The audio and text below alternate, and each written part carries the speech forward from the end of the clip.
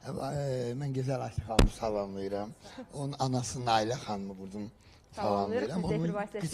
Təsadüfən onun yubileyini bu qız anasının ad günü keçirirdi. Mən də təsadüfən həmin yerdəydim.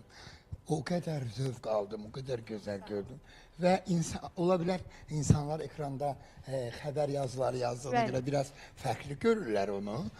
Elə bilirlər ki, özündən biraz razı falan. Amma inanın qəlbi təmizdir.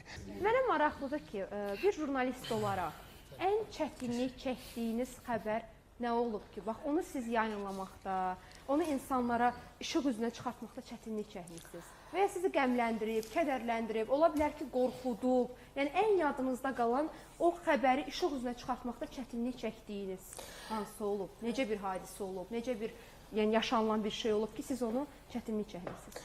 Əslində, burada bir neçə məqamlar var. Məqamlar ondan ibarətdir ki, bəzi hallarda aç çəkmədən danışa bilərəm ki, ifaçıdır, gəlir, deyir, məni təriflə.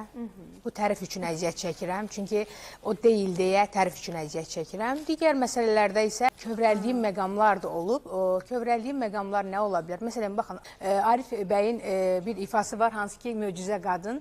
Mən o ifanı dəfələrlə paylaşmışam və hətta elə anamın doğum günündə təsadüfən sözü gedən məkandaydı.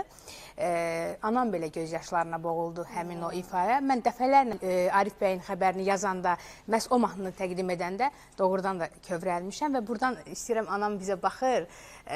Bilirsiniz də, hər bir insanın bir sevdiyi, onun uğruna, necə deyim, adım-adım gəlib və sevərək izlədiyi olur. Mən atam dünyasını dəyişib, Allah ölənlərinizi rəhmət eləsin. Anam məni izləyir. Mən buradan ona demək istəyirəm ki, ana, səni çox sevirəm, yaxşı ki varsan və yaxşı ki mənim anamsan. Çünki həqiqətən mənim bütün uğurlarım da mənim yanımdadır.